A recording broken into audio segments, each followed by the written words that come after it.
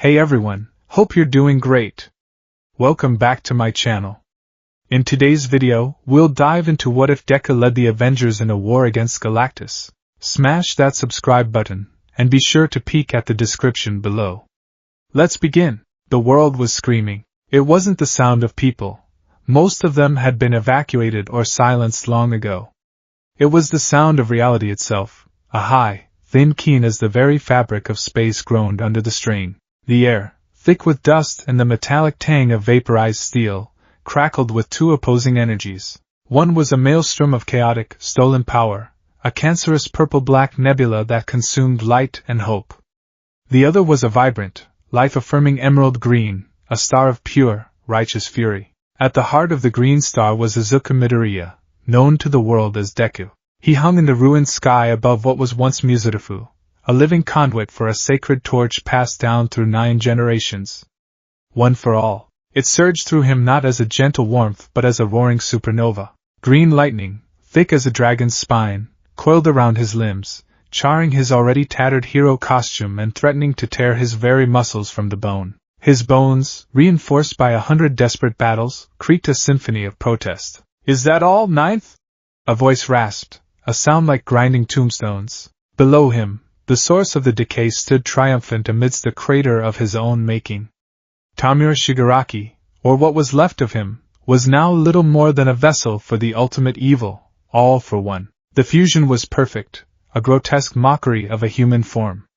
His body was a lattice of scarred flesh and pulsating quirks, raw power seeping from him like a wound. His smile was a fissure in his face, revealing a void. "You've held out longer than All Might," the entity continued, its voice a chorus of stolen souls.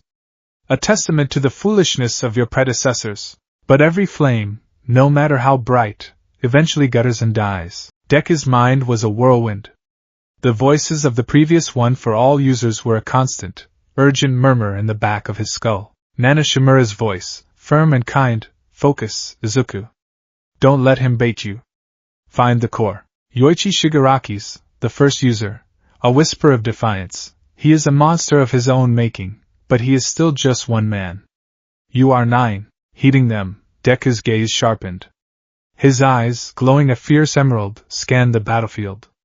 Smokescreen billowed from his shoulders, obscuring his movements. Danger sense screamed, a constant, high-pitched alarm that had long since become background noise. Black whip, like tendrils of solidified shadow, anchored him to chunks of floating debris, allowing for impossible aerial maneuvers. He built up kinetic energy with Fa Gene, preparing for the next exchange. "I'm not trying to outlast you," Deku gritted out, his voice raw. He tasted blood. "I'm here to end you." With a roar that ripped from his very soul, he launched himself forward. Float deactivated, and he fell like a meteor. He coiled in midair, a spring of unimaginable power. He saw it, a fractional opening as All for One shifted his weight, preparing a barrage of rivet stabs and air cannons. "Now, Detroit Smash!" The punch connected not with flesh, but with a hastily erected barrier of kinetic dampening quirks. The shockwave, however, was biblical. It flattened the ruins for a further 5 city blocks, turning skyscrapers into dust clouds. For a moment, the emerald light of Deku's attack overwhelmed the darkness, but the darkness pushed back. Tendrils of raw power, a combination of a dozen stolen quirks, lashed out. One was a spatial warping quirk, a rare and unstable power All for One had coveted for decades. It didn't block Deku's punch, it twisted the space around his fist. Another quirk, an energy siphon, began to pull at the edges of One for All. The result was not an explosion. It was a schism. The world went white. The screaming of reality intensified, no longer a keen but a full-throated shriek of agony. Deku felt a sensation he had no words for, like being turned inside out and stretched across infinity. The energy of his 120% Detroit Smash, combined with the stockpiled power of Fa Gene, collided with All for One's reality-bending quirk. It was like striking a match in a room filled with cosmic gasoline. A tear appeared in the air between them. It was not a hole, but a wound in the universe, bleeding pure, incomprehensible light. "What have you done?" All for One hissed, his own form beginning to destabilize near the rift. Deku had no answer. He felt the pull, an inexorable tide dragging him towards the tear. Black whip tendrils shot out, trying to find purchase, but they dissolved into nothingness as they neared the edge. The voices of the vestiges were fading, their comforting presence being ripped away. Izuku! All Might's voice, full of terror and pride, was the last thing he heard. Then, he was gone. The tears snapped shut with a deafening crack, leaving behind only the echoing silence and a very confused, very angry All for One. The transition was not gentle. One moment, he was in a void of pure sensation, his atoms screaming. The next, he was assaulted. Sound. A million sounds at once. A cacophony of blaring horns, shouting voices in a language he somehow understood, a deep thrumming bass from an unseen source, and the shrill cry of a siren unlike any he'd ever heard. Light. Blinding, flashing, kaleidoscopic. Towering screens displayed moving images of impossible clarity, gleaming cars, sparkling beverages, women with impossibly perfect smiles. They were 100 stories tall, turning the night into a garish, artificial day. Smell. Exhaust fumes, roasting nuts from a street cart, cloying perfume, the faint stench of garbage. Izuku Midoriya, the green comet, slammed into the asphalt of Times Square with the force of a tactical missile. The impact was a thunderclap that shattered windows for a block in every direction. The ground buckled, forming a crater 10 feet deep. Cars were thrown into the air, landing on their roofs with the crunch of metal. The cacophony of the city was replaced by a sudden, shocked silence, followed by a tidal wave of screams. For a long moment, Deku lay at the bottom of the crater, the world spinning. His left arm was definitely broken, the bone jutting at an unnatural angle. His head throbbed, a jackhammer behind his eyes. His hero costume, once a proud symbol, was now little more than shredded green fabric and mangled armor plates. Blood trickled from a gash on his forehead into his eye. He pushed himself up with his good arm, groaning. He looked at his hands, then at the towering, light-drenched buildings around him. The architecture was alien. The script on the signs was foreign, yet he could read it. Coca-Cola. HSBC? The Lion King. Where? He thought, his mind a fog of pain and confusion. Shigaraki, the rift. Am I dead? Is this the afterlife? It didn't feel like it. It felt solid. Grimy. Real. He staggered to his feet, every nerve ending firing in protest. His danger sense was strangely quiet. There were no immediate threats, just panic. People were running, pointing, filming with small, glowing rectangles in their hands. The fear was directed at him. He was the disaster. His hero instincts, drilled into him through years of relentless training and life-or-death combat, took over. Assess. Secure. Rescue. First assess. He was in an unknown city, possibly another country. No, another world.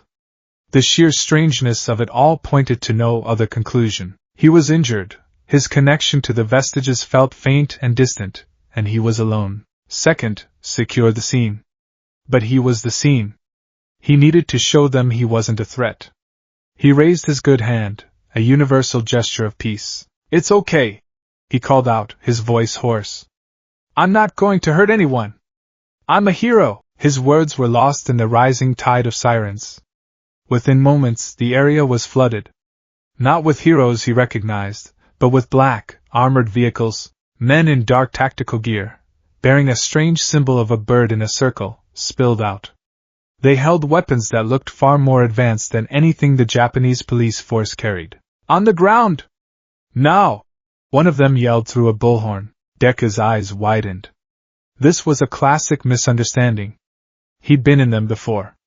The key was de-escalation. Please, there's no need for this, he said, taking a tentative step forward.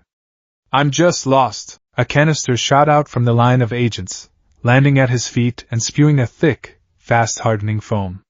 It was a containment measure. Instinct took over. Before the foam could touch him, a flicker of green lightning surrounded him, and he used float, rising a dozen feet into the air. The agents reacted instantly, their training impeccable. They raised their rifles. Deku saw the red laser sights converge on his chest. He wasn't going to fight them. They were just doing their jobs. He was the anomaly, the unidentified hostile. But he wasn't going to let them shoot him, either. Tendrils of black whip, finer and more precise than ever, shot from his fingers. They moved not like whips, but like a surgeon's tools. They wrapped around the barrels of a dozen rifles, and with a gentle but firm tug, disarmed the front line of agents.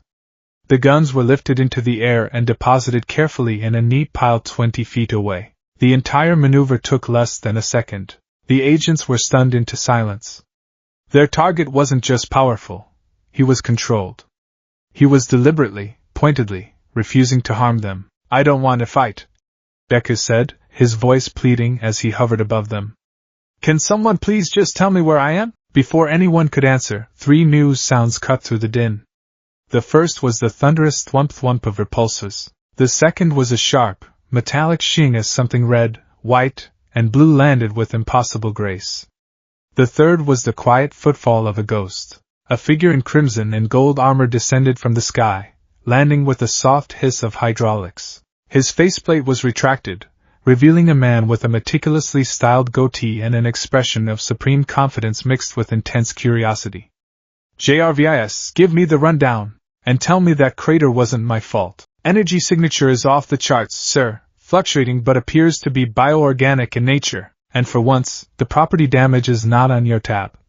A disembodied voice with a British accent replied from the suit. To the right stood a man who seemed to have stepped out of a history book. Broad-shouldered and clad in a modern take on his nation's flag, he carried a circular shield with an air of quiet, unshakable authority. His brow was furrowed with concern, his eyes fixed not on Deku's power, but on the boy's bleeding forehead and tattered clothes. And flanking them was a woman in a sleek black suit, her red hair a stark contrast to the chaos around her. Her posture was relaxed, but her eyes missed nothing. She was cataloging every detail. The advanced-looking but damaged support gear, the controlled use of multiple, disparate abilities, the sheer youth of the person at the center of it all. Deku stared. His analytical mind, his greatest weapon alongside One for All, kicked into high gear, overwhelming his panic. Their heroes. It was unmistakable. The way they carried themselves, the symbols on their chests, the immediate sense of order and hope they brought to the scene. The man in the armor had the confident aura of a genius inventor, a power loader or a Mayhatsum, but with the frontline presence of a top 10 hero. The woman was an underground hero, a stealth specialist like Eraserhead, her every move economical and deliberate. And the man with the shield. Deku's breath hitched. In his posture, in the set of his jaw, in the unwavering clarity of his blue eyes, Deku saw it. The same indomitable spirit. The same bedrock of absolute justice. He saw the ghost of All Might's smile. This was a language Deku understood better than any spoken tongue. He slowly lowered himself to the ground, the green lightning of One for All receding until it was just a faint crackle around his skin. He landed softly, hissing in pain as his broken arm jostled. He held up his good hand again, this time not just in peace, but in deference. "Please," he said, his voice barely a whisper. "I need help." Captain America, Steve Rogers, took a step forward, lowering his shield slightly. He motioned for the shield agents to stand down. "Easy, son. We're not going to hurt you. Just tell us who you are." Tony Stark, Iron Man, kept his repulsor gauntlet aimed, though not directly at Deku. "Who you are, where you came from, and how you turned a 6-inch slab of New York asphalt into a kiddie pool. Start with that." Deku's brain short-circuited. He had to explain. He had to make them understand. The words tumbled out of him in a torrent, his trademark muttering taking over as his anxiety and analytical mind collided. "Okay, so, my name is Izuku Midoriya, hero named Deku. I was fighting a villain, a really powerful one, all for one. He has multiple quirks, which are what we call superpowers, and I have one too. It's called One for All. It's a stockpiling quirk that's been passed down, and our powers collided. His was some kind of spatial distortion and mine was pure kinetic energy, and it created a rift, a tear in reality I think, and it pulled me through and I ended up here, wherever here is. It looks like America but more, and your costumes are incredible. The armor looks like a titanium gold alloy, maybe nanotech integration? And the shield, is that vibranium? I've only read about it in theoretical physics papers. Its kinetic absorption properties are legendary, and your tactical coordination suggests you've worked together for a long time, a well-oiled team. Which is good because I'm really lost and my arm is broken and I don't know how to get home. He trailed off, finally taking a breath, his face flushed. Tony Stark blinked. Did you guys get any of that? JRVIS, translate Kidspeed mumble for me. I believe he said his name is Izuku Midoriya, and he is from an alternate dimension, sir. The AI replied dryly. Black Widow, Natasha Romanoff, tilted her head. He's telling the truth. Or he believes he is. No physiological indicators of deception. Just extreme stress. Steve's expression softened completely. He saw past the crater, past the green lightning and impossible powers. He saw a scared, injured teenager, a soldier stranded far from his war. He took another step forward, his voice calm and reassuring. All right, Izuku Midoriya. You're in New York City. You're safe now. We're the Avengers. We're going to help you. The name clicked in Deku's mind. Avengers. It sounded right. It sounded heroic. For the first time since he'd been torn from his world, a sliver of hope pierced through his despair. He was about to reply, to thank them, when something happened that froze the blood in his veins. It started with a sound. A low, deep hum that wasn't heard with the ears but felt in the bones, in the teeth. It was a note of wrongness in the symphony of the universe. Simultaneously, every screen in Times Square, all 100 of them, flickered. The vibrant ads for soda and Broadway shows were replaced by a single, terrifying image, a field of static, tinged with a deep, cosmic purple. The sound from their speakers was a low, guttural thrumming, like a hungry god clearing its throat. Tony Stark's suit immediately blared an alarm, a piercing tone that cut through the noise. JRVIS! What is that? Citywide blackout. Negative, sir. The AI's voice was clipped, urgent. Gone was the dry wit, replaced by cold, hard data. All systems are operational. The signal is overriding all broadcast frequencies on a planetary scale. It appears to be emanating from, well, everywhere. Steve and Natasha were already scanning the skies, their years of experience screaming that this was a prelude to an attack. Deku's danger sense, which had been silent, suddenly erupted. It wasn't the familiar prickle of an incoming punch, or the sharp spike of a villain's intent. This was a sustained, deafening roar, a psychic klaxon warning of something so immense, so utterly final, that his mind could barely comprehend it. It was the feeling of an entire planet being placed on an anvil. Sir? JRVIS spoke again, his voice strained, as if the very data was difficult to process. I am detecting a colossal energy signature entering the system. It has just passed the orbit of Jupiter. Tony's eyes widened. How colossal? Chitauri mothership colossal? There was a pause, a millisecond of computational hesitation that spoke volumes. Sir, the Chitauri mothership wouldn't even register as a rounding error. The screens in Times Square changed again. The static resolved into a live telemetry feed, a schematic of the solar system. A red icon, impossibly large, was moving with terrifying speed towards the small blue marble labeled Earth. Its mass is astronomical. It is obscuring stellar bodies as it passes. JRVIS continued, his voice grim. We have no frame of reference for a power source of this magnitude. It defies known physics. Steve looked at Tony, his face pale. What is it? Tony stared at the approaching icon, a new, cold fear dawning in his eyes. He had seen aliens. He had fought gods. He had stared into the void of space. But this was different. This was not an army. This was not a conqueror. This was a force of nature. JRVIS gave it the only designation that fit the data. Sir, based on residual energy readings from probes in the Deep Threat Detection Network, and cross-referencing with Sandarian refugee data logs. I have a designation. The hum intensified. The very air seemed to vibrate with cosmic dread.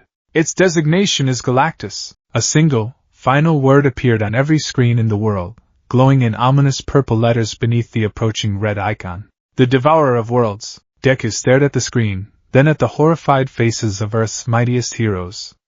He had just been ripped from the end of his world, only to land squarely in the path of the end of another. The exhaustion, the pain, the disorientation, it all vanished, replaced by the single, burning imperative that had defined his entire life. People were in danger, and a hero's job was to save them.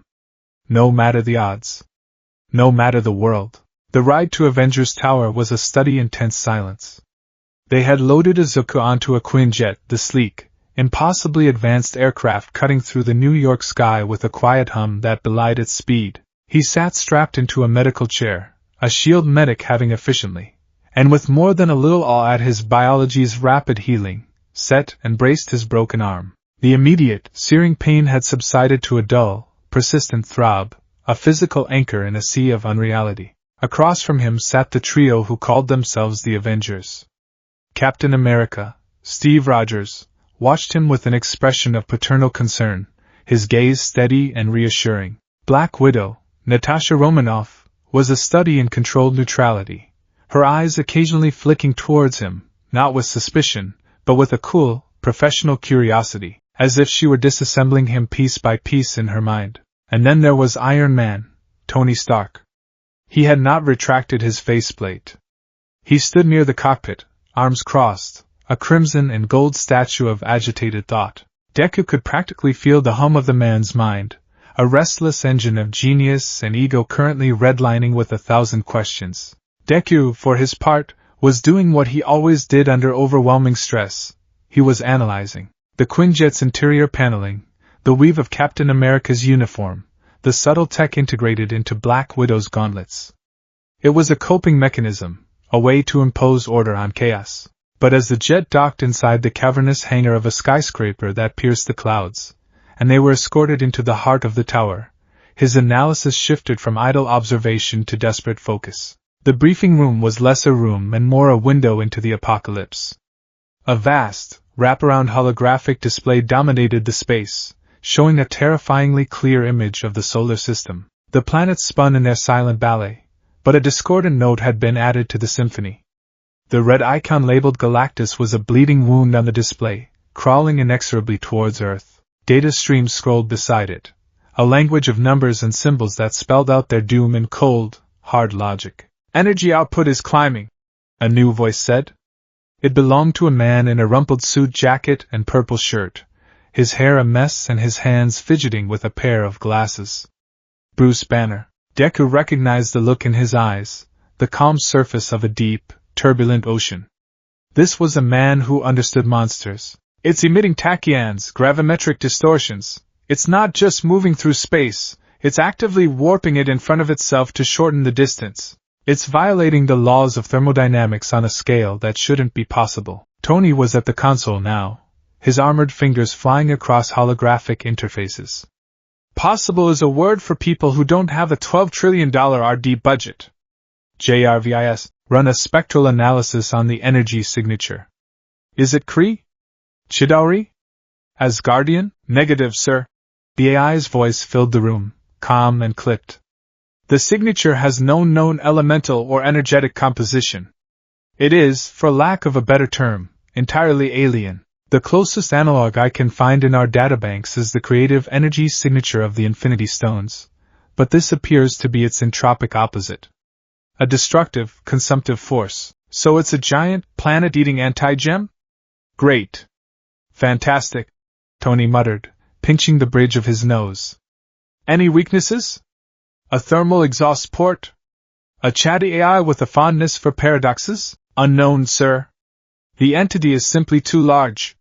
It would be akin to a microbe attempting to find a weakness in the sun. Deku stood to the side, forgotten for a moment. They had given him a Stark pad, and he was holding it less like a piece of technology, and more like a lifeline. He watched the data streams, his eyes flicking back and forth between the numbers and the horrifying red icon. His muttering started, a low, barely audible hum beneath the Avengers' grim discussion. The energy fluctuations aren't random. There's a pattern, a rhythm, like a heartbeat, but on a cosmic scale. It's not a ship, it's an organism. See the particle shedding? It's not waste product, it's a conversion field. It's predigesting the space around it, absorbing dark matter for fuel between planetary meals. That's why the output is climbing. He's not just coasting, He's grazing. Tony stopped dead. Who said that? He turned, his gaze finally locking on Deku. You. Mumbles. What did you just say? Deku flinched, his face turning red. Oh, sorry, I was just thinking out loud. It's a bad habit. I didn't mean to interrupt your important hero work. No, Tony said, walking over and pointing a gauntlet at the data stream Deku had been looking at. Say that again. The part about grazing. WL. Deku stammered, pointing a trembling finger at a complex waveform on the screen. That pattern there. It's not a propulsion signature. It's too biological. It's a metabolic process. He's consuming ambient energy and matter as he travels. It means he's not just a big rock, he's a living being with a definable, if astronomical, metabolism. And if it has a metabolism, it can be affected. Maybe not starved, but poisoned. Or overfed. Bruce Banner pushed his glasses up his nose, his eyes wide as he looked at the data with fresh perspective. My God, he's right. The neutrino emissions correlate with the energy spikes. We were looking at it as a machine. The kids seeing it as a creature. Steve Rogers looked at Deku, a new level of respect dawning on his face.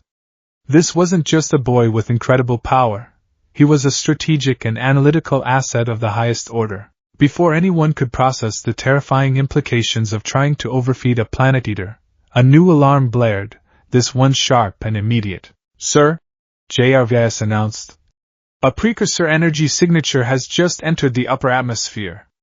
Sublight speed, but incredibly fast. Trajectory. New York City. On the main screen, a silver streak was visible, a tear in the blue fabric of the sky. It moved with a liquid grace that defied all laws of aerodynamics. Is that him? Natasha asked, her hand already moving towards the weapons on her belt. No, Tony said, his face grim as he zoomed in on the image. That's the welcoming party. The streak descended, not with a crash, but with a serene deceleration. It stopped, perfectly still, hovering 100 feet above the Hudson River, the water barely rippling beneath it. It was a man, or the shape of a man, cast in pure, unblemished silver. His skin shone with a soft internal light, his form perfect and athletic. He stood atop a surfboard of the same material, a cosmic rider on an invisible wave. There was no malice in his posture, only an infinite, profound sadness in his blank, white eyes. Two blurs shot out from the tower's launch bay. One was a streak of red and blue, trailing a crackle of lightning. The other was a blazing comet of golden energy. Thor and Captain Marvel, the team's heaviest hitters, met the visitor in the sky. State your purpose, alien! Thor bellowed, swinging his hammer, Mjolnir, which hummed with gathering storm energy. The Silver Surfer did not move. His voice echoed, not through the air, but directly in their minds, a calm, resonant, and utterly final tone. Hear me, children of Earth. I am the Silver Surfer. I serve Galactus. Captain Marvel, Carol Danvers, floated before him, her fists glowing with cosmic fire. We've heard. Turn your master around. This planet is protected. Protection is an illusion. I have come to spare you pain. Your world has been chosen. Your existence, your struggles, your triumphs, they are but a fleeting meal for a force beyond your comprehension. Surrender your brief lives with dignity. The Devourer comes. Thor had heard enough. With a roar, he hurled Mjolnir. The hammer flew, a blur of Yaru metal and divine power, straight for the surfer's chest. The surfer simply tilted his board. The hammer didn't bounce off. It phased through the silver form, continuing its arc harmlessly. Before Thor could even process the shock, the surfer raised a hand. A beam of white energy, the power cosmic, shot out and struck Mjolnir in midair, not stopping it, but accelerating it, sending it careening into the New Jersey shoreline where it exploded with the force of a bunker buster. He used its own momentum against it. Bruce exclaimed, watching the telemetry. Carol Danvers attacked next. She unleashed a torrent of photon energy, a blast that could cripple a Kree warship. The Silver Surfer didn't dodge. He simply positioned his board in front of him. The board absorbed the entirety of the blast, glowing white-hot for a single instant. Then, it discharged the energy back at Carol, amplified threefold. She cried out as she was thrown back across the sky. Her own power turned against her. In the briefing room, the mood was grim. "He's untouchable," Steve said, his knuckles white where he gripped the back of a chair. "He's not even fighting them, he's just dismissing them." "Okay, new plan," Tony said, already manipulating schematics. "While Thor and Sparkles keep him busy, I'm building a cannon. A big one. Something that fires a concentrated beam of negative gamma radiation. Should destabilize his molecular structure. We should focus on evacuation," Steve countered. "Get as many people off-world as we can. The raft, the orbital stations." "Wait," a quiet voice said. Everyone turned. Deku was standing, his eyes glued to the main screen, watching the futile battle. The Stark pad in his hand was filled with frantic yet precise sketches of the surfer's movements, notations on his energy readings, and psychological profiles based on his posture and word choice. "Wait?" Tony repeated, incredulous. "Kid, in case you missed the memo, the silver-plated bus before the apocalypse is currently curve-stomping a god and a human nuke. We don't have time to wait. That's just it," Deku said, his voice gaining a sliver of confidence as he stepped forward, pointing at the screen. "He's not fighting. Not really. Look," he gestured to a replay Jarvis brought up. "Thor attacked first. Captain Marvel attacked first. Every move the surfer has made has been a reaction. He parries, he redirects, he phases. He hasn't initiated a single offensive maneuver that wasn't a direct response to their own." Natasha's eyes narrowed. "He's defending, more than that," Deku continued, his mind racing. "He's holding back. His power is cosmic. Jarvis said it was like the opposite of the Infinity Stones. He could have wiped them from existence, but he didn't. He's being efficient, using the minimum force necessary. Why? Because he's not a warrior. He's a herald. His job isn't to fight us, it's to announce the end. The fighting is just a chore for him. Something he has to endure." Deku looked around at the assembled heroes, his green eyes burning with a desperate intensity. "You can't beat him with brute force. You're playing his game. He's designed to weather the death throes of a planet. But he's not just his power. Look at his eyes, the way he stands. He's not gloating. He's mourning. We don't need to destroy him. We need to incapacitate him," Tony scoffed. "Semantics, kid. How do you propose we do that?" Deku pointed at the screen again, at the bond between the surfer and his board. "There. That's the source of his power. The power cosmic. He channels it through the board. If we can separate him from it, even for a second, he might be vulnerable." He began to pace, laying out the plan as it formed, a perfect synthesis of analysis and heroic instinct. "Captain Marvel, Thor, you engage again. But this time, it's a feint.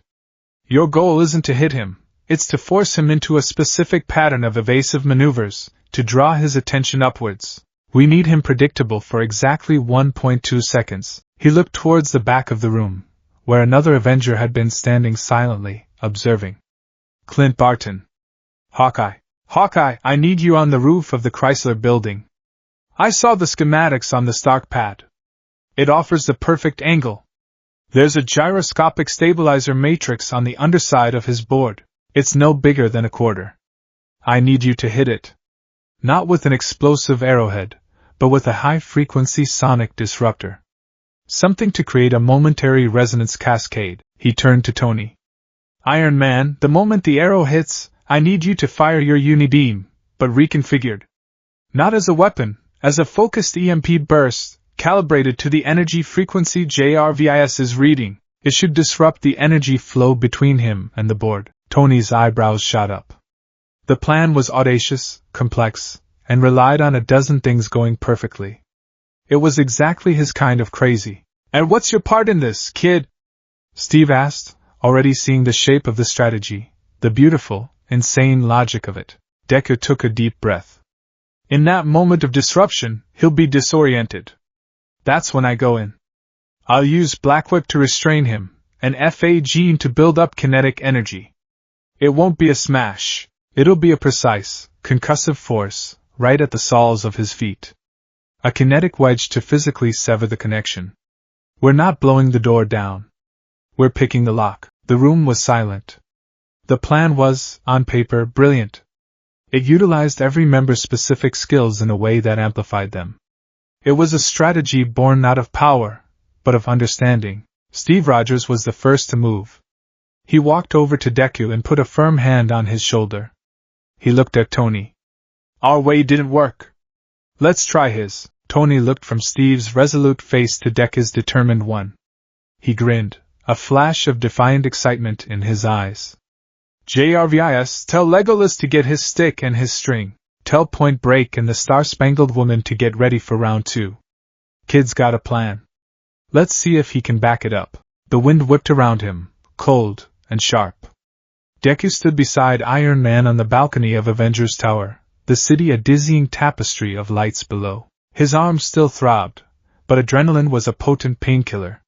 He could see Thor and Captain Marvel, glowing beacons in the sky, re-engaging the Silver Surfer. All right, team. Steve's voice came over the comms, a steadying presence. You heard the man. Thor, Carol, give him the light show. Drive him high. The sky erupted. Lightning, brighter than any natural storm, crashed against a shield of cosmic energy. Beams of pure photon power forced the surfer to weave and dodge. Just as Deku predicted, he wasn't attacking, merely evading, his movements economical and graceful as he was herded higher and higher into the sky. He's in position. Hawkeye's voice crackled. I've got the shot. It's windy up here, kid. You better be right about this. He'll compensate for the wind. Deku murmured, more to himself than anyone. Then, louder, into his comms. He's stable. Now, a tiny, almost invisible streak shot from the spire of the Chrysler building. It was an arrow, flying with impossible accuracy. The surfer, his attention on the two powerhouses in front of him, didn't even register it. The arrowhead, a complex piece of Stark technology, struck the underside of the board with a faint tink. It didn't explode. Instead, it emitted a piercing, inaudible sonic pulse. For the first time, the Silver Surfer faltered. A visible shimmer, like a heat haze, distorted the air around his board. Tony, now! Deku yelled. Iron Man's chest plate glowed, and a concentrated beam of pure blue-white energy shot from his chest. It wasn't a destructive blast, but a wave of electromagnetic disruption. It hit the shimmering board, and the surfer's silver skin flickered for a nanosecond, his connection to the power cosmics severed. That was the window. 1.2 seconds. Green lightning exploded around Deku. He didn't hesitate. He pushed off the balcony, activating float to arrest his fall and FA gene to build explosive momentum. He was a green bullet fired into the heart of the battle. Tendrils of black energy, darker than the night sky, erupted from his arms. They weren't clumsy whips. They were like a net of living shadows, ensnaring the surprised surfer, wrapping around his limbs and torso. The herald's eyes widened slightly, the first hint of emotion he had shown. He had felt the power of gods and cosmic beings. This was something else. It felt alive. Tenacious. Deku slammed into him. He braced his feet against the board, the kinetic energy stored in his muscles from FA gene coursing through him. He didn't shout an attack name. This wasn't about destruction. It was about precision. He released the energy in a single, controlled, concussive pulse, a physical shockwave driven directly into the soles of the surfer's feet. The connection shattered. The Silver Surfer was thrown from his board, tumbling through the air, the brilliant silver of his skin dimming to a dull pewter. The surfboard, now without its master, wobbled and began to fall. Gotcha! Tony yelled, firing a tractor beam from his gauntlet to secure the board. Below, a Quinjet hovered, and from its open ramp, the Hulk, with a surprisingly gentle touch, caught the falling form of the Herald. The plan had worked. It had worked perfectly. Deku hovered in the air, his breath coming in ragged gasps, the green lightning receding. He had done it. He had helped them capture a being of cosmic power without throwing a single destructive punch. He looked down at his hands, then at the faces of Thor and Captain Marvel, who were staring at him with undisguised astonishment. Back in the tower, the Silver Surfer, Norrin Rad, now stood in a containment cell designed to hold the Hulk. The surfboard was being analyzed in Tony's lab, radiating a quiet, immense power. The Herald was no longer a threat. But the dread in the room had only deepened. Stripped of the power cosmic, he looked smaller, his silver skin less a sign of power and more a cage. He stood silently, his sad eyes looking at nothing. Why? Steve asked, his voice quiet, directed at the captive. Why serve a monster that destroys everything? The surfer's voice, when it came, was no longer a telepathic echo, but a soft, weary sound that filled the room. You call him a monster. You see a conqueror. You are wrong. You are an ant, judging the nature of the boot that is about to fall. He finally looked at them, and in his eyes they saw the ghosts of 1,000 dead worlds. Galactus does not hate. He does not love. He does not conquer. He only is. He is a fundamental force of the universe, as inevitable as entropy, as absolute as gravity. Before your sun was born, he was ancient. After your galaxy has withered to dust, he will endure. He is the balancing force. For new life to be created, old life must be consumed. There has to be another way, Deku said, stepping forward, his voice filled with an earnestness that seemed almost painfully naive in the face of such cosmic nihilism. The surfer's gaze fell upon him, a flicker of something unreadable in his eyes. I was like you once. I came from a world, Zenla. It was a paradise. We had conquered war, disease, want. And then, he came. I offered myself in exchange for my world's safety. I became his herald, to seek out worlds devoid of sentient life, to feed his endless hunger. A bitter, sorrowful smile touched his lips. But his hunger grew. And my choices became harder. Unpopulated worlds were not enough. I was forced to find worlds like my own. Worlds like yours. I have led him to the slaughter of trillions upon trillions. Not out of malice, but because the alternative is his starvation, which would cause a collapse of cosmic energies that would unmake reality itself. He looked at each of them in turn, his voice dropping to a whisper that carried the weight of eons. You have captured me. A commendable feat, but you have only delayed the inevitable. You cannot fight him. To fight Galactus is to fight the heat death of the universe. You cannot reason with him. To reason with Galactus is to reason with a hurricane. All you have done is ensure that when he arrives he will be annoyed. The room was utterly silent, the weight of his words pressing down on them, suffocating their hope. They had won the battle, but the surfer's explanation had revealed the horrifying truth. The war was already lost. They were not facing an enemy. They were facing the end of all things. The victory, if it could be called that, tasted like ash. The briefing room in Avengers Tower had become a tomb, the air thick with the oppressive silence that follows a death sentence. They had won the skirmish, captured the Herald, and in doing so, had been granted a clear, unobstructed view of the gallows. The Silver Surfer, Norin Rad, was now sedated in a specialized medical bay, his words echoing in the minds of everyone who had heard them. To fight Galactus is to fight the heat death of the universe. The greatest assembly of heroes Earth had ever known was fracturing under the weight of that cosmic truth. Hope, their most potent weapon, had been surgically excised. Tony Stark paced the length of the room, a caged tiger of intellect and anxiety. His armor was off, revealing a Black Sabbath t-shirt clinging to a frame taut with nervous energy. He moved from console to console, pulling up schematics, energy models, and weapon designs, dismissing each with a frustrated flick of his wrist. Every solution looked like a child's pop gun against a hurricane. No, no, no, he muttered, his voice a low, angry buzz. There's always an angle. Everything has a weakness. We build something bigger. A suit. Not an Iron Man suit, a Planet Buster suit. We take the arc reactor concept, reverse the polarity, create a sustained anti-energy beam. The Planet Cracker armor. We fly it down his throat. Thor stood by the vast window, staring out at the oblivious city below. His arms, thick with the power of 1,000 storms, were crossed over his chest, but it was a posture of confinement, not strength. Mjolnir sat on the table behind him, silent and still. For the first time since he had known them, the god of thunder looked small. Your machines will not avail us here, Stark.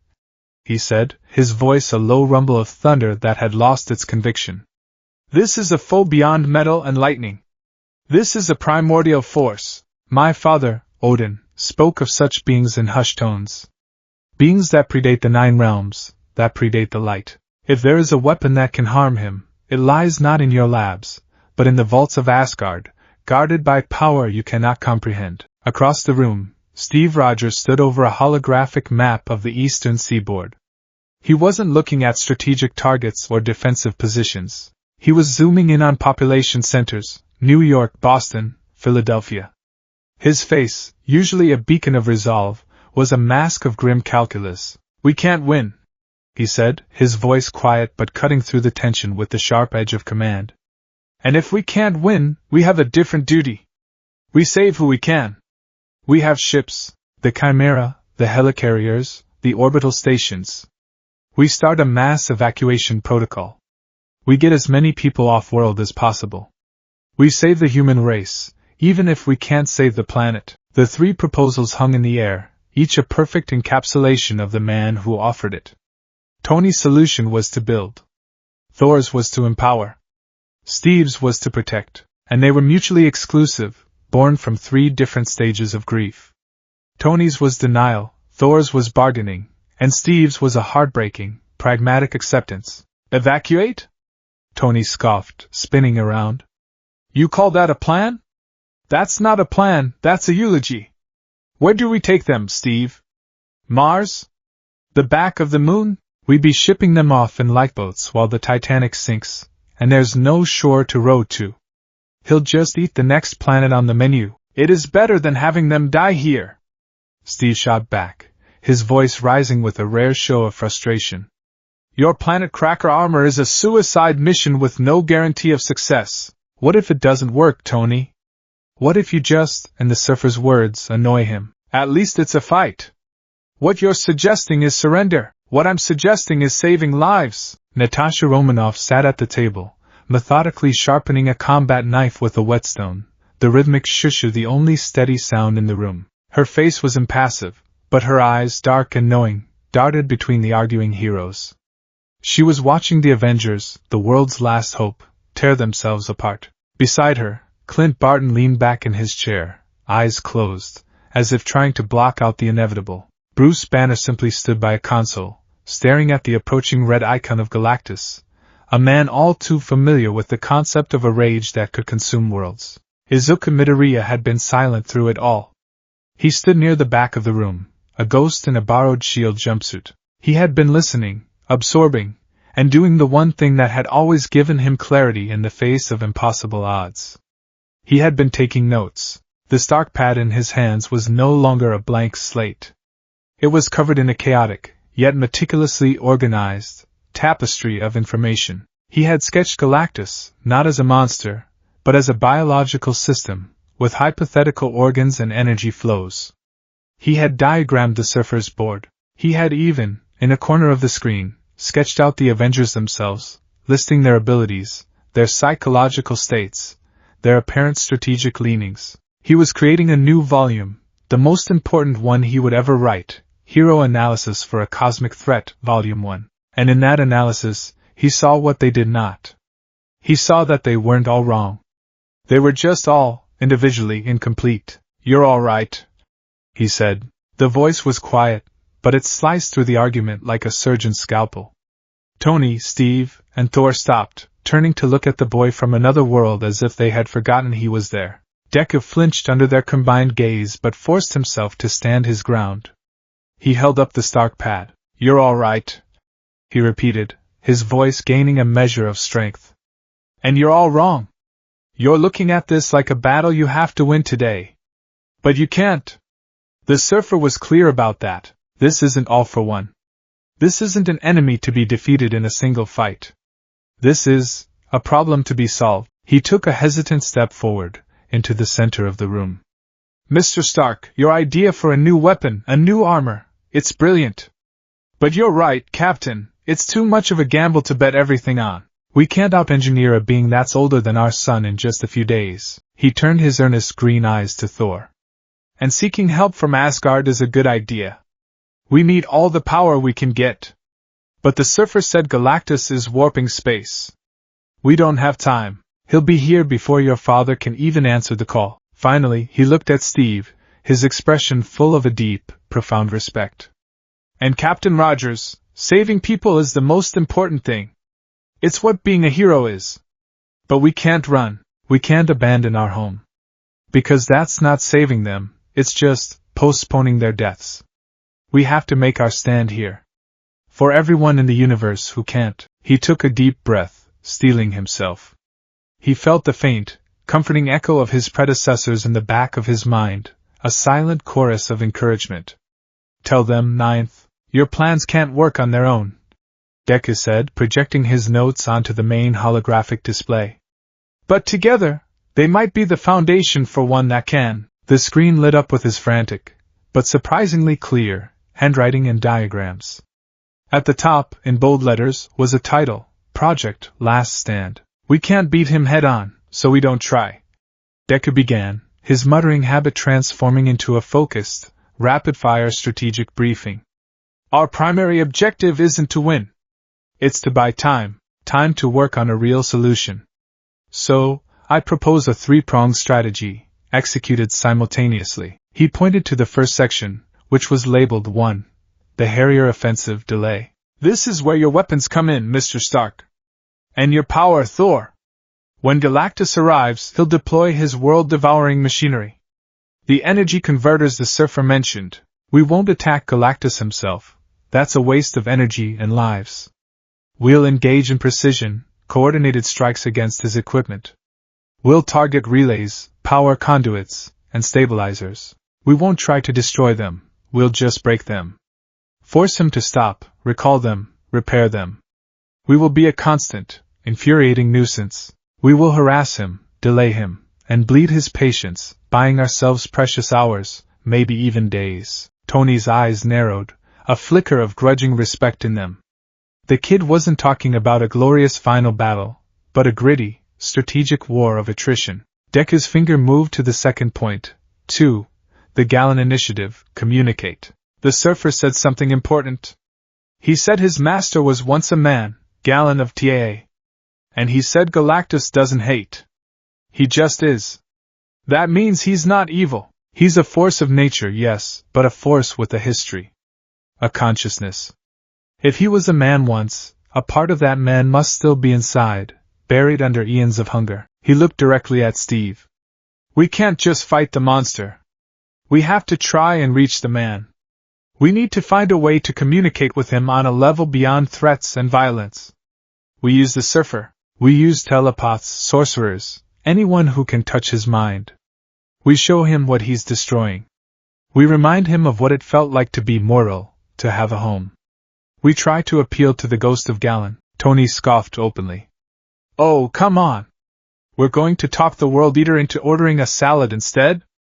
That's your grand plan? A cosmic intervention? It is a chance, however small. Thor interjected, his voice thoughtful. To appeal to a fallen soul is a noble endeavor, even if it is doomed to fail. Deku didn't flinch at Tony's sarcasm. He just moved to the final point on the screen, the most audacious one of all. 3. The Mana Protocol, alternative. The surfer said Galactus is driven by an all-consuming hunger. So, what if we feed him? The room went dead silent. Even Clint opened his eyes. Deku pressed on, his voice filled with a desperate, brilliant logic. He consumes the life energy of planets. A complex, biological, cosmic energy. We can't create a planet, but Mr. Stark, you created a new element in your own lab to power your suit. Dr. Banner, you are the world's foremost expert on gamma radiation, a fundamental force of the universe. Thor's lightning is not just electricity, it's divine, life-giving energy. What if we could work together to create a sustainable, renewable, concentrated source of energy that mimics the life force he craves? A cosmic battery. An offering. We give him a meal so satisfying, so pure, that he agrees to leave our world in peace. We don't try to kill the hurricane, we guide it somewhere else. The three-pronged strategy hung in the air, a testament to a mind that saw connections where others saw only walls.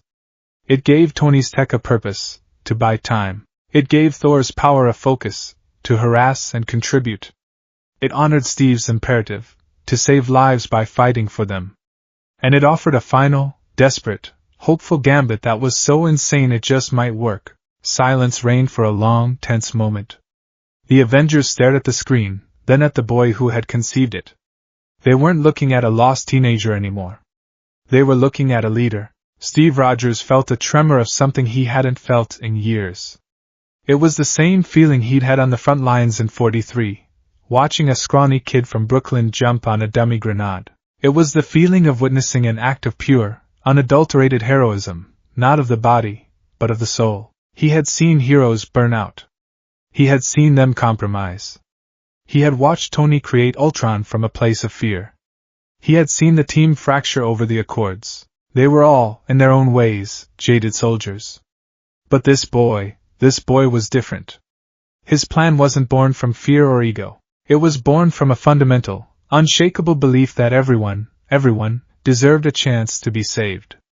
Even the monster that was coming to devour their world. Steve took a step forward, his decision crystallizing.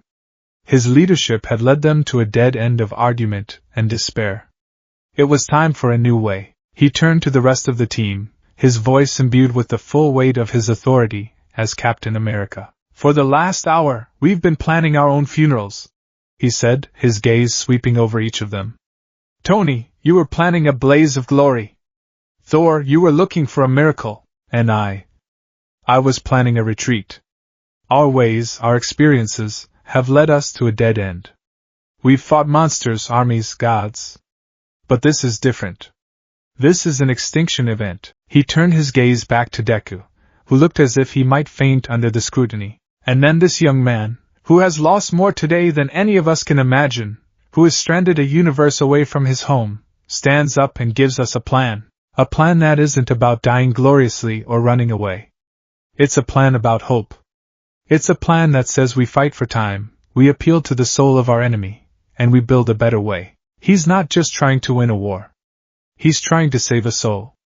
And maybe that's the only way to fight a god." Steve's next words landed with the force of a physical blow. "I think we should listen to him. I think we should follow his lead." He looked directly at Tony. "I'm ceding strategic command of this operation to him." The shock in the room was palpable. Tony Stark's jaw literally dropped. "You're what now? Steve, have you lost your mind? He's a kid. A kid who mumbles and writes in a notebook. I'm the one who built this tower, who funds this team, who is at a dead end." Steve finished, his voice gentle but firm. "So am I. So are all of us. This isn't about ego, Tony. It's about survival. Look at the plan. It's sound. It's logical, and it's something none of us would have ever conceived of. We need a new perspective. He is that new perspective." Thor stepped forward, clapping a hand on Steve's shoulder. "The captain is wise. On Asgard, we have tales of moments when the oldest kings must listen to the youngest warriors, for they see the world with fresh eyes. This boy, he has the heart of a true warrior. I will follow his strategy." Natasha finally set her knife down. She looked at Deku, her analytical gaze softening for just a moment. "His plan utilizes all our assets and addresses the core problem without resorting to a suicide run. It's tactically superior to any of our proposals." "I'm with Steve," Clint shrugged, a small smile on his face. "Beats sitting here waiting for the end. Kid's got my vote." All eyes turned to Tony. He looked from Steve's resolute face to Deku's terrified but determined one. He saw the logic. He saw the undeniable, infuriating brilliance of the strategy. But his pride, a fortress of his own making, was a hard thing to surrender. He was Iron Man. He was the one who saw the angles, who built the solutions. To take orders from a superpowered teenager from another dimension, it was galling. But then he looked at the name of the final protocol. The Mana Protocol. It was a problem of impossible scale. To create a synthetic, sustainable star of life energy. It was the most fascinating and terrifying engineering challenge he had ever faced. And it was a problem he couldn't solve alone. He needed Bruce. He needed Thor. He needed hope. He let out a long, theatrical sigh, running a hand through his hair. Fine, he grumbled. Fine. We'll try it the kid's way. But I'm putting it on the record that this is insane.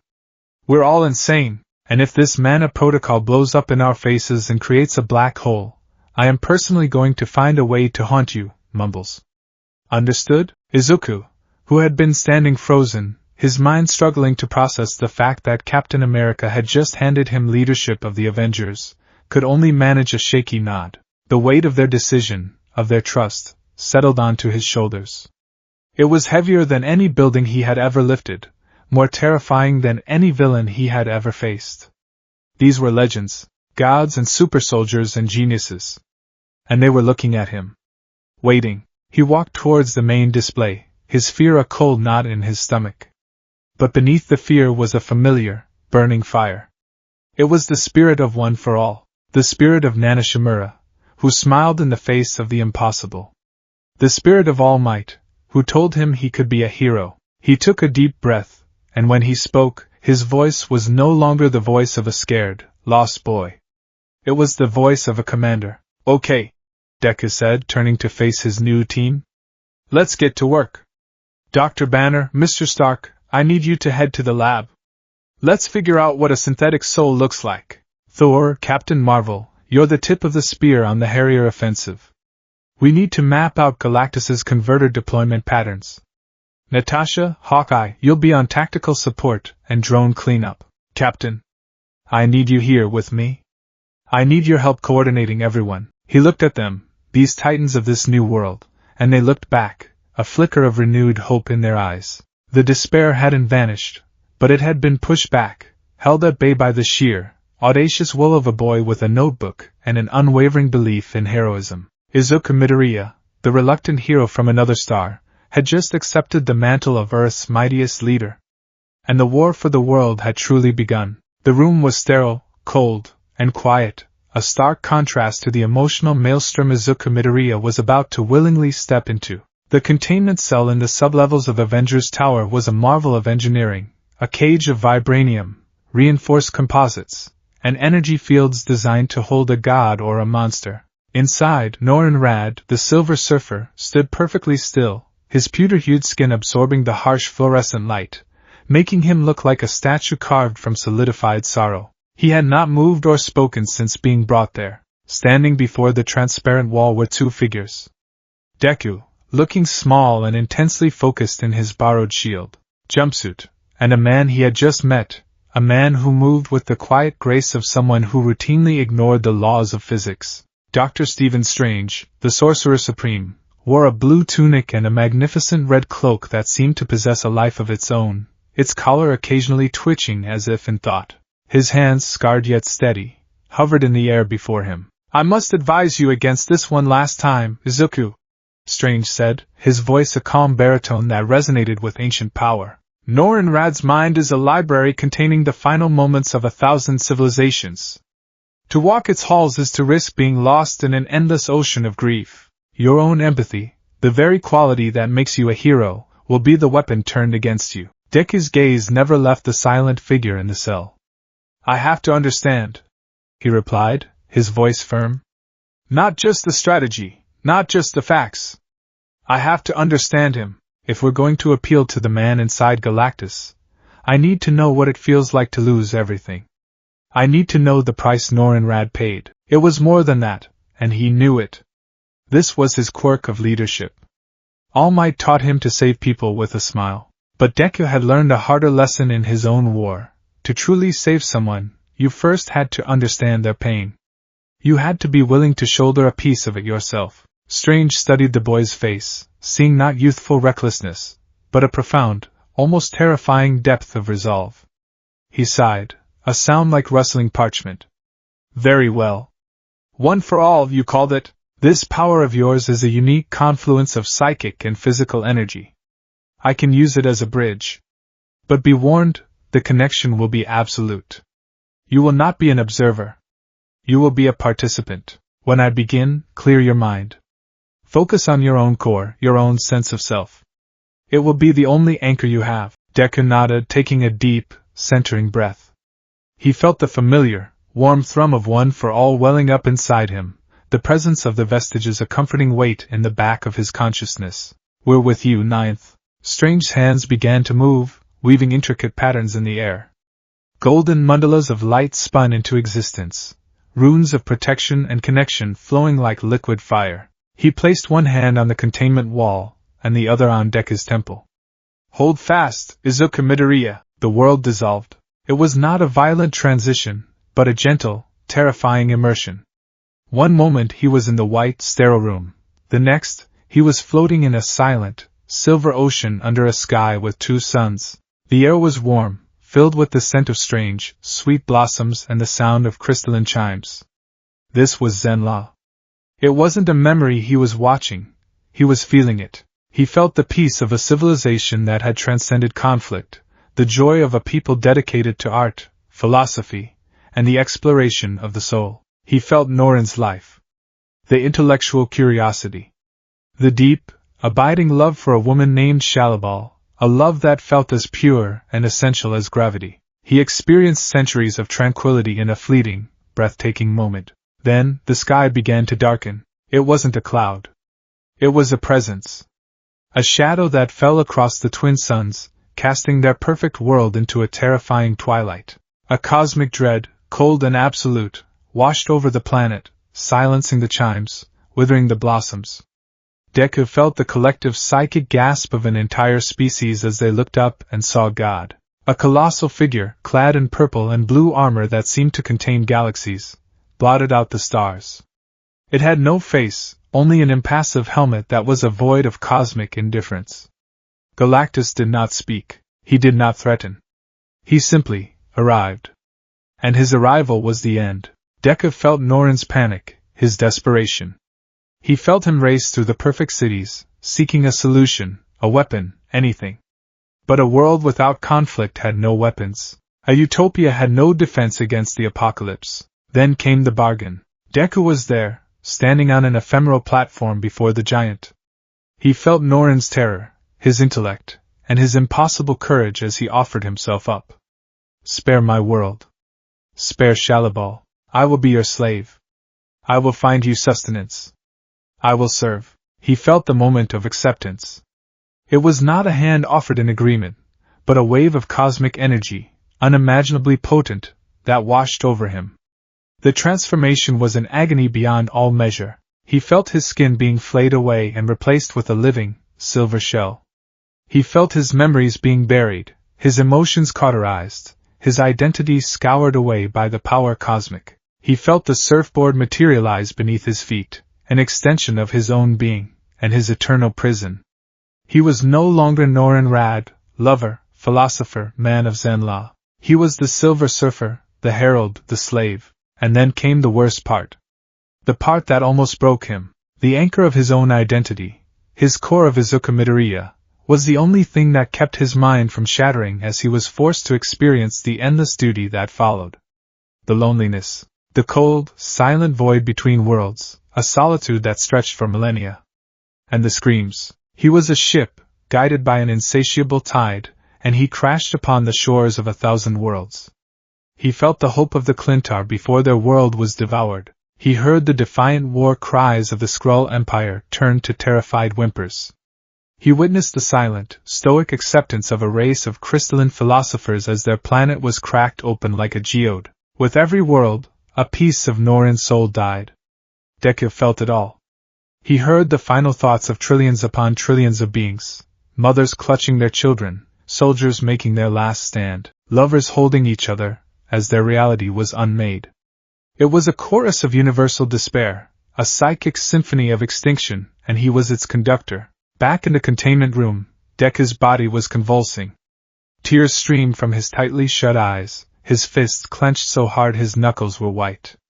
A low, wounded sound escaped his lips. Strange, his own brow beaded with sweat from the effort of maintaining the link, kept a firm hand on his temple. Hold fast, boy. Remember who you are. Deku remembered. He was Deku. The hero who saves. The one who extends a hand. He pushed back. Not with power, but with his own essence. He let the torrent of grief wash over him, through him, and instead of being consumed, he shared his own memories in return. He projected the feeling of All Might's hand on his shoulder, the pride and hope in his master's eyes. He shared the memory of saving Kota, the fierce, protective joy of shielding a child. He showed Norin the unified front of his classmates at UA, the unbreakable bonds of friendship forged in fire. He shared the core of One for All, not its power, but its legacy of sacrifice, its unwavering belief that one person could make a difference. He sent a single, powerful thought across the psychic bridge, a message of pure, unyielding heroism. You are not alone, the link snapped. Deku collapsed to his knees, gasping, his body trembling uncontrollably. He was back in the cold, white room, but the ghosts of 1,000 dead worlds still clung to him like a shroud. He looked up at the containment cell, his vision blurred with tears. For the first time, Norin Rad moved. He looked directly at Deku, and in his blank, silver eyes, a flicker of something ancient and long forgotten stirred. A single, silent tear, like a drop of liquid mercury, traced a path down his cheek. He raised a hand and pressed it to the glass, a gesture of acknowledgement, of shared pain, and perhaps, of a hope he hadn't felt in 10,000 years. Deku pushed himself to his feet, wiping his eyes with the back of his hand. The experience had hollowed him out, leaving an ache in his soul that would never truly fade. But it had not broken him, it had forged him. His resolve was no longer just a hero's duty, it was a personal vow. He turned to a stunned Dr. Strange. I know what we have to do, he said, his voice raw but steady. And I know how much it's going to cost. He looked back at Norin, his gaze hardening with determination. I'm not just saving Earth, he whispered, a promise meant only for the Herald. I'm saving you too. Suddenly, a deep, resonant thrum vibrated through the very foundations of the tower. A red alert klaxon began to blare, its urgent cry shattering the somber moment. He's here, Strange said, his voice grim. The cloak of levitation billowed around him, lifting him slightly off the floor. The war had begun. The sky was dying.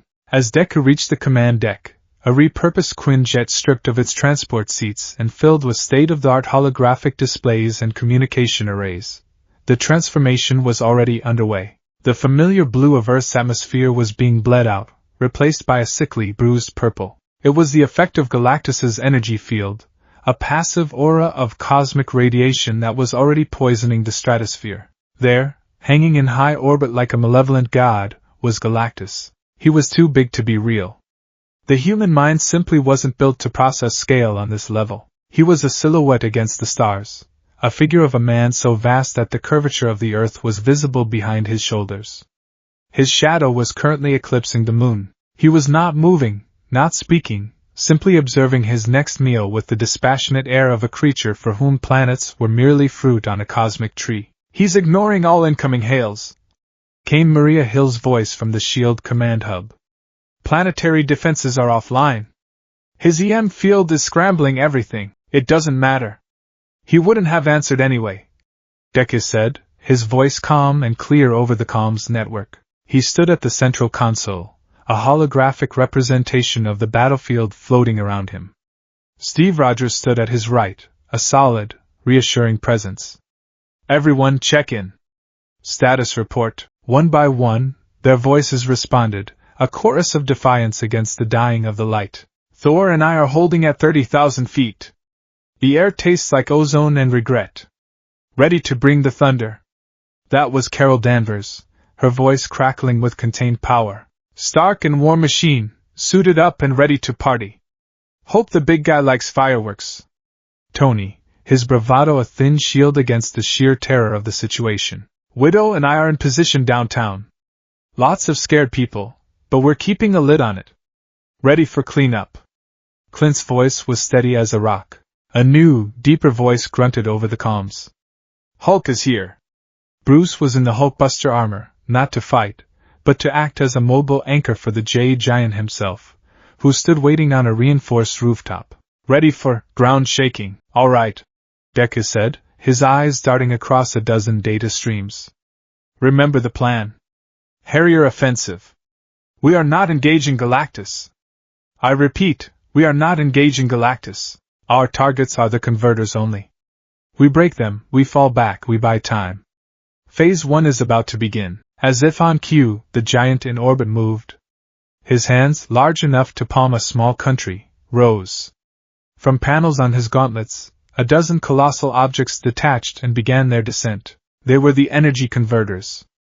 They looked like titanic tuning forks, half organic, half machine, glowing with an internal purple light. They fell with terrifying speed towards strategic locations around the globe.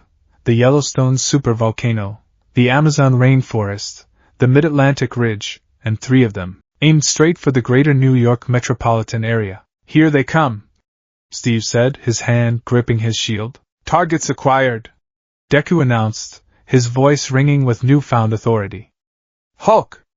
You're up first. Target the converter heading for Manhattan. I need a seismic shockwave at the coordinates I'm sending you.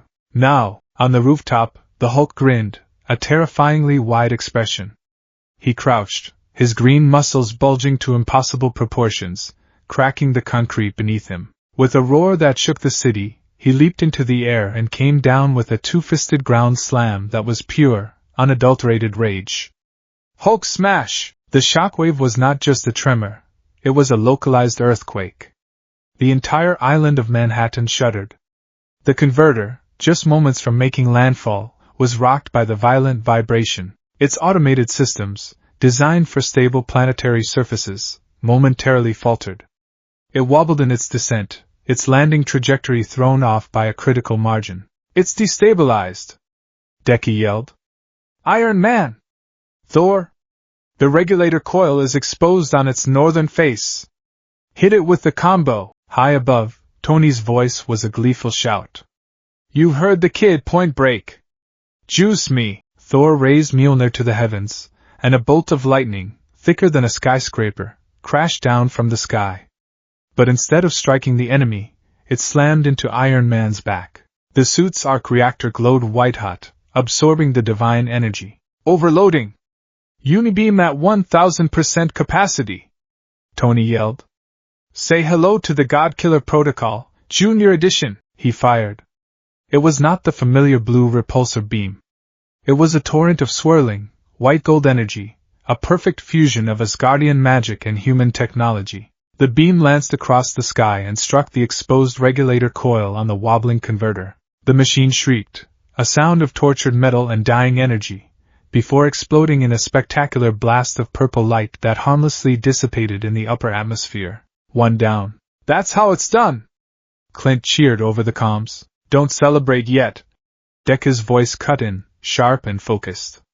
2 more are closing on the financial district and Brooklyn.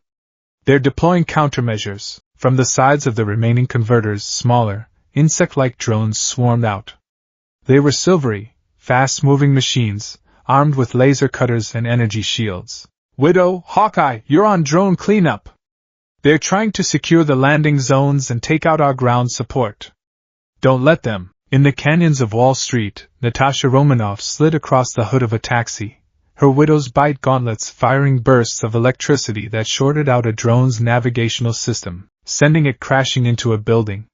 From a perch on the Brooklyn Bridge, an arrow with an EMP tip flew, disabling an entire squadron of the machines in a single, silent burst of energy. They were 2 perfectly coordinated street-level heroes, a dance of deadly precision against the tide of alien metal. Deku watched the holographic display, his mind processing 1,000 variables at once. It was like the final battle against Shigaraki, but magnified 1,000,000 times. He wasn't just controlling his own body and quirks, he was conducting a symphony of Earth's mightiest heroes. Captain Marvel, War Machine, I need you on the Brooklyn converter. Brute force. Its primary conduit is shielded, but a sustained, synchronized assault should be able to overload it. Rhodey, full payload. Carol, go binary. Hit it with everything you have. Finally, Carol's voice sang with anticipation. A star seemed to be born over Brooklyn as she erupted in a corona of cosmic fire. Alongside her, War Machine unleashed a storm of missiles and repulsor blasts. The combined assault hammered against the converter's shields, causing the very air to crackle and burn. Deku's eyes flickered to another display. Hulk, the Manhattan converter is gone, but I need you to stay put. Your job is seismic disruption. Every 30 seconds, I need another ground slam. Don't let them get stable footing. The Hulk roared in delighted understanding and began to methodically punch the ground, turning a city block into a private, rhythmic earthquake. It was working. The plan, born in a moment of desperate hope, was working. Deku's unorthodox strategies were keeping the enemy off balance. He wasn't using his heroes like hammers to smash the problem. He was using them like scalpels, a wrench, and a lightning rod, each perfectly suited to their task. Their individual strengths were being amplified not by raw power, but by his incredible, near-superhuman strategic analysis. The Brooklyn Converter, under the relentless assault from Captain Marvel and War Machine, finally buckled. A critical failure cascaded through its systems, and it imploded, collapsing in on itself in a silent vortex of energy. The third converter, deprived of a stable landing zone by Hulk's continuous tremors and harassed by the remaining air support, attempted to abort its landing. But it was too late. Its systems were already damaged. It listed, then fell, crashing into the empty expanse of the Hudson River with a colossal splash. 3 down. The first wave was broken. A fragile, momentary silence fell over the comms network. It was broken by Tony Stark. Holy crap, kid! He breathed. That actually worked. A wave of relief so powerful it almost buckled Deku's knees washed over him. He gripped the console for support, his forehead beaded with sweat. Steve put a firm, grounding hand on his shoulder. You did it, son, he said, his voice filled with a quiet, profound pride. You bought us time. But as Deku looked up at the holographic display, the relief vanished, replaced by cold dread. The colossal figure in orbit had moved. He had lowered his head slightly, his impassive gaze now fixed upon the planet below. He had been ignoring them. He wasn't anymore. A new voice, ancient and vast, echoed not over the comms, but directly inside every mind on the planet. It was not a voice of anger, but of cold, immense power. A voice of absolute finality. The insects are noisy. A single beam of purple energy, thin as a needle from their perspective but wider than a city block, lanced down from orbit. It wasn't aimed at a city or a hero. It was aimed at the Atlantic Ocean. It struck the water, and for a moment, nothing happened. Then, the ocean began to boil. A plume of steam the size of a continent erupted into the sky. The resulting tidal wave, a wall of water miles high, began to race towards the coasts of North America, Europe, and Africa. He hadn't attacked them.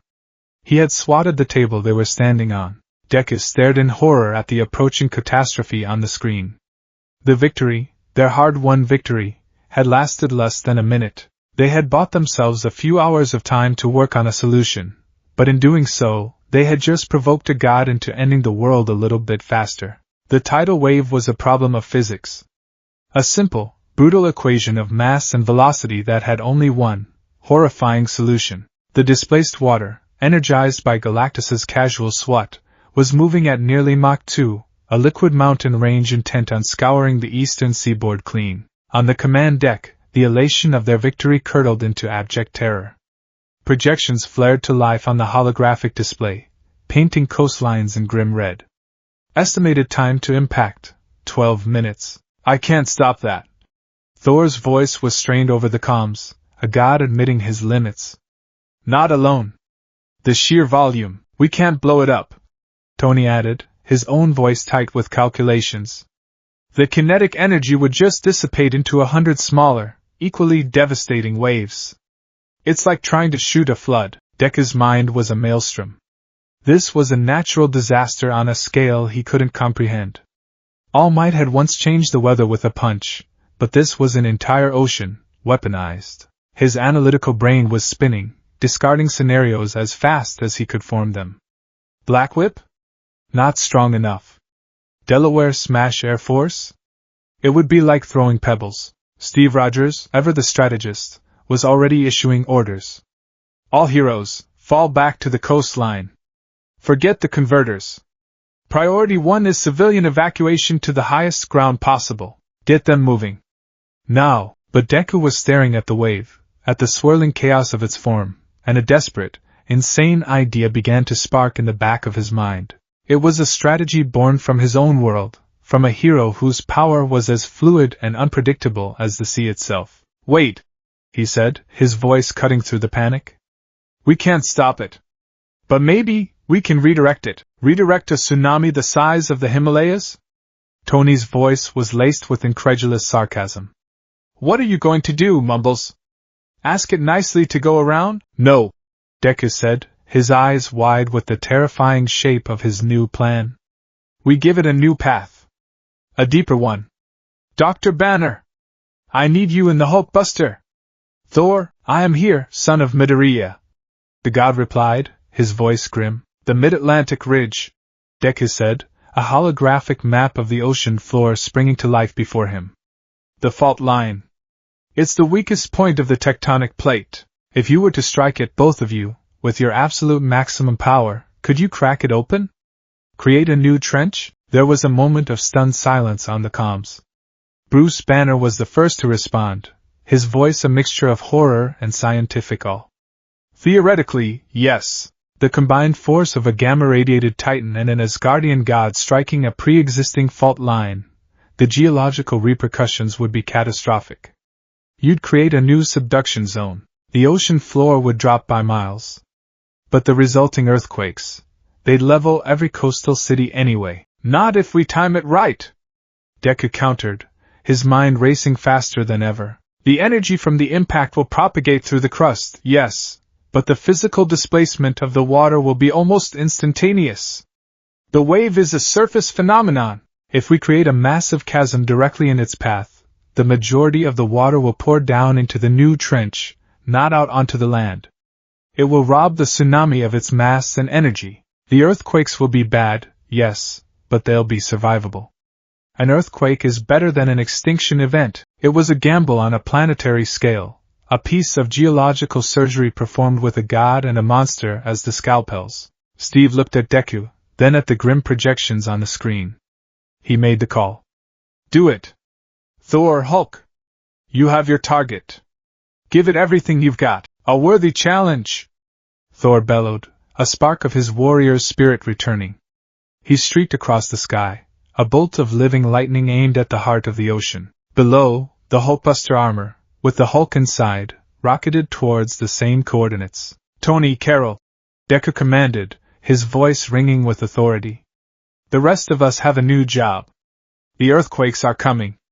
We're on damage control and civilian rescue.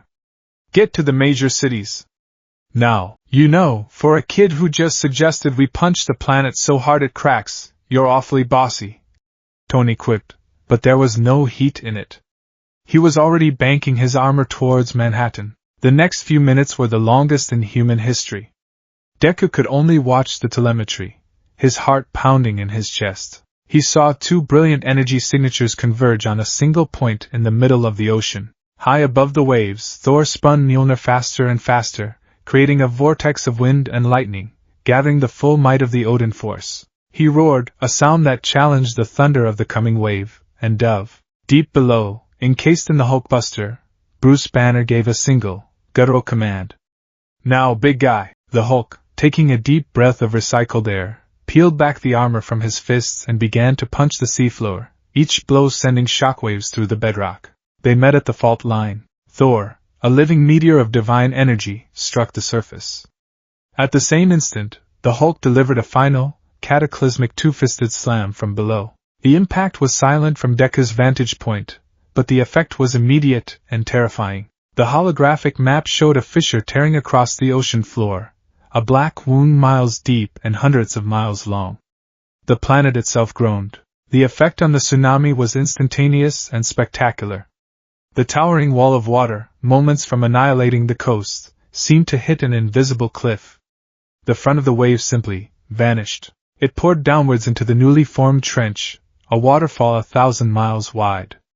The rest of the wave lost its momentum, its energy consumed by the violent, churning vortex.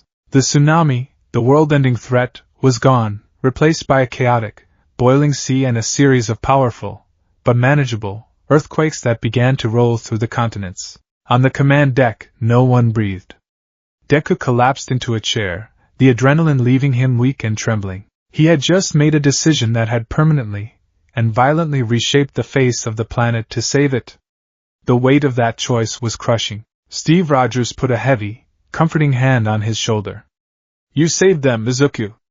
All of them. The immediate crisis was averted, but their fundamental problem remained. Up in orbit, Galactus watched, impassive. He had redeployed a new set of converters. Their brief, impossible victory had bought them maybe another hour. Time was bleeding away. That was impressive. Tony's voice crackled over the comms, a layer of genuine shock beneath his usual bravado. But he's already sending out the next course. We need a permanent solution. We need the mana protocol. Then let's get to work, Deku said, pushing himself back to his feet, his exhaustion replaced by a cold, hard resolve. The private lab in the penthouse of Avengers Tower was Tony Stark's inner sanctum. It was a cathedral of science, where bleeding-edge holograms danced in the air and robotic arms worked with silent, micron-perfect precision. It was here that Iron Man was forged, where Ultron was conceived, and where the fate of the world would now be decided. The atmosphere was thick with the scent of ozone and hot metal, and the low hum of the tower's arc reactor was a constant, powerful presence. Bruce Banner was at a holographic interface, modeling energy compositions, his brow furrowed in concentration. Tony was flitting between a fabrication unit and a central console, a whirlwind of motion and intellect. Into this temple of pragmatic, weapon-focused engineering walked Izuku Midoriya, a being of pure, unwavering optimism. The clash was immediate. Okay, so life energy, Tony said, not looking up from a complex energy matrix he was manipulating with his hands. What is it? Metaphysically speaking. Is it midichlorians? The soul? A quantifiable electrical field generated by synaptic processes? I need variables, mumbles. Give me something to work with. Deku, holding a Stark pad covered in his own frantic notes, stepped forward. It's more than that. It's a feeling. It's potential. It's the will to live, the drive to protect, the energy of a billion tiny sacrifices and triumphs that make up a living world. Tony stopped and stared at him. A feeling? You want me to build a machine that generates a feeling? I'm a genius, billionaire, playboy, philanthropist, not a greeting card designer. I need physics, not poetry. But that's what he eats, Deku insisted, his voice passionate. He doesn't just eat rock and water. He consumes the story of a planet. Its history. Its collective consciousness. The surfer's memories proved that. He felt the hope of those dying worlds. That's the energy we have to replicate. Bruce Banner looked up from his console, pushing his glasses up his nose. The boy has a point, Tony, as frustrating as it is. The energy Galactus consumes is complex. It has a resonance that pure energy, like gamma or cosmic radiation, lacks. We're trying to cook a gourmet meal for a god, and all we have are raw elements. So what do you suggest? We get a focus group of dying planets to tell us what tastes best, Tony retorted, throwing his hands up in exasperation. This was the core of their conflict. Tony Stark, the ultimate pragmatist, saw the universe as a machine to be understood, taken apart, and improved. His solutions were elegant, efficient, and forged from logic and steel. Deku, the ultimate idealist, saw the universe as a collection of souls to be saved. His solutions were born from empathy, from a profound, almost painful connection to the emotional state of others. It was a clash of methodologies, the engineer versus the empath. Let's start with what we know, Deku said, trying a different approach. He pulled up a swirling, green energy signature on his Stark pad and projected it into the center of the room. This is one for all. Tony and Bruce fell silent, their scientific curiosity overriding their frustration. They stared at the emerald nebula of power hanging in the air. It pulsed with a gentle, rhythmic light, like a sleeping heart. JRVIS, full spectrum analysis, Tony breathed. It appears to be a form of kinetic energy, sir, the AI replied. But it's also more. I'm detecting bioelectric signatures, trace psychic energy, and a multi-layered quantum entanglement that suggests the energy exists in multiple temporal states simultaneously. It stockpiles power, Deku explained, his voice hushed with reverence. But it also stockpiles the will of its users. Their spirit. Their desire to save people. That's the core of its power. It's not just energy, it's heroism, condensed into a physical form. It's the closest thing I can show you to what a planet's life force might feel like. Bruce stepped closer, his eyes wide with wonder. It's beautiful. It's perfectly balanced. Creative and destructive potential in absolute harmony. Tony circled the hologram, his engineer's mind finally finding a foothold. Okay, I can work with this. We can't replicate this. This is space magic with a superhero paint job, but we can mimic the structure. The resonance. He started talking, his words coming faster and faster as the solution began to build itself in his mind. We start with the arc reactor as the base. That gives us a clean, sustainable power source. We use that to excite a gamma particle field. That's your contribution, Bruce. The gamma radiation will act as the carrier wave, the raw power. But we need to give it that resonance. That feeling. He pointed at Thor, who had just entered the lab, drawn by the energy radiating from the hologram of One for All. Point Break. Your lightning. It's not just electricity. It's divine. It's a part of Asgard's life force. If we can channel it through the gamma field, use it to structure the energy, we might be able to create a harmonic frequency that mimics the complexity of a living world. A new energy schematic began to form in the air, a fusion of their three disciplines: the clean blue of the arc reactor, the volatile green of gamma radiation, and the divine gold of Asgardian lightning, all woven together. It's a start, Bruce said, a flicker of genuine hope in his eyes. But how do we contain it? How do we project it? That's the easy part, Tony said with a grin, his old confidence returning. We build the biggest damn arc reactor the world has ever seen. A delivery system the size of a skyscraper. The mana projector. The tension in the lab had transformed. The clash of ideologies had given way to a frantic, exhilarating collaboration. Tony's pragmatism provided the framework, Bruce's knowledge of cosmic forces provided the power, and Deku's idealism provided the crucial, impossible ingredient, the soul. The Stark Midoriya method was born, a fusion of science and empathy, of engineering and heroism. As Tony and Bruce began to furiously work on the design, their minds finally in sync, Tony paused and looked over at Deku. The kid was watching the Harrier offensive on a monitor, his brow furrowed as he gave precise, life-saving orders to the heroes in the field. He was commanding a global war while simultaneously providing the conceptual key to their salvation. A strange sense of respect, unbidden and slightly annoying, bloomed in Tony's chest. The kid's optimism wasn't a weakness, it was a targeting system. It pointed him toward solutions no one else could see. JRVIS, Tony said, his voice low. Start a new project file. Designation Sentinel. He pulled up a holographic model of Deku's tattered hero costume. Run a full material analysis on what's left of the kid's suit. I want to know its composition, its stress tolerances, its energy conductivity. May I ask the purpose of the project, sir? JRVIS inquired. Our new field commander is running around in pajamas held together with hope and stubbornness, Tony said, a ghost of a smile on his lips. It's embarrassing. He needs an upgrade, something that can help his body withstand the strain of that space magic he's slinging around, and integrate him fully into our comms network. If he's going to be the brain of this operation, he needs a better nervous system. He began to design, his hands flying through the air. The new suit wasn't like his Iron Man armor. It wasn't a weapon. It was a support system. Sleek, lightweight, and forged from a new carbon vibranium weave. It had reinforced bracing for Deku's arms and legs, designed to absorb and redistribute the kinetic backlash of One for All. It had a neural interface in the cowl that would feed him real-time battlefield data from every Avenger, every SHIELD asset, every satellite they had. It would allow his analytical mind to process information at the speed of light. It was more than just a suit. It was a gesture of ultimate trust. It was Tony Stark, the man who built walls of iron around himself, willingly forging a key for someone else. He was building a suit not for a soldier, but for a leader. For a hero. Hours passed in a blur of furious work.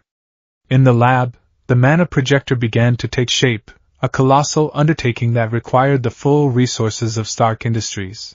Robotic arms assembled a chassis the size of a building while Tony and Bruce fine-tuned the delicate, volatile heart of the machine. Meanwhile, in the skies and on the streets, the war of attrition raged on.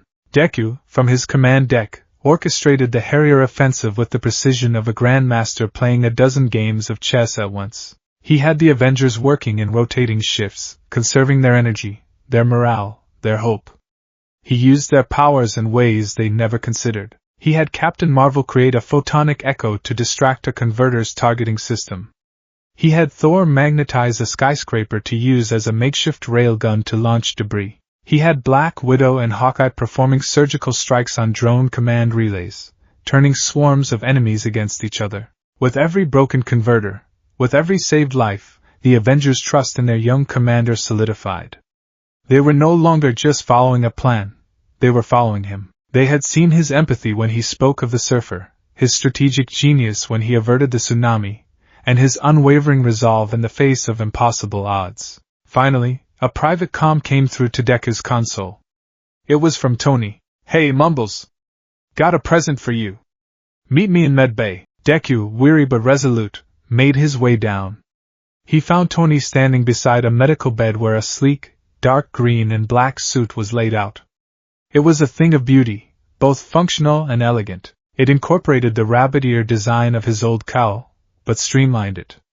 It had his signature red belt, but it was now a utility belt integrated with Stark tech. The gauntlets and greaves were armored but didn't look bulky, glowing with faint green circuit lines. What is this?" Deku breathed, running a hand over the smooth, resilient fabric. "It's the Sentinel armor, Mark I," Tony said, trying to sound casual, but a note of pride was evident in his voice. "It'll help keep you from shattering every bone in your body when you do that green lightning thing. More importantly, the cowl links you directly to the Avengers network. You'll see what they see. You'll be able to process tactical data 100 times faster. It should help." Deku looked at the suit, then at Tony. He saw past the sarcasm and the ego. He saw a man who had been terrified and directionless, who had just found a new sense of purpose in building, in creating, in protecting. He saw a fellow hero. "Thank you, Mr. Stark," Deku said, his voice thick with emotion. I don't know what to say." "Don't say anything," Tony said, clapping him on the shoulder. "Just use it to keep us all from getting vaporized. Now suit up, Commander.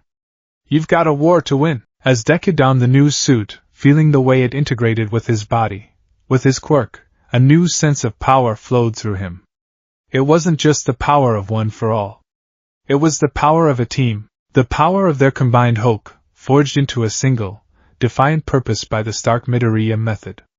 He was no longer just Deku, the hero from another world. He was the Sentinel, the unwavering mind at the center of Earth's last, desperate stand.